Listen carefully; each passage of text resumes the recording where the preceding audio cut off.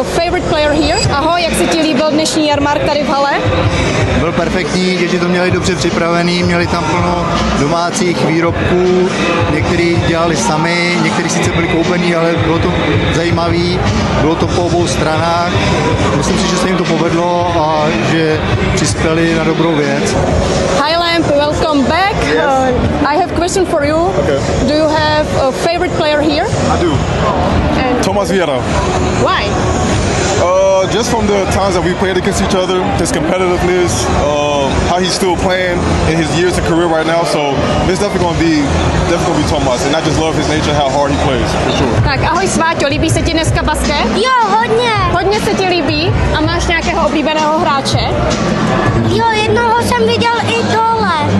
A kdo to je? Řekneš nám. Ani už nevím. Už nevíš a víš aspoň číslo? No, můj oblíbený hráč je Vioral a kapitán Pecka, ale uvidíme, jak jim to dál půjde. To mi neřek. To ti neřek. Dobře, děkujeme ti, Sváťo. Myslíš si, že Sluneta přidá 4. výhru v řadě?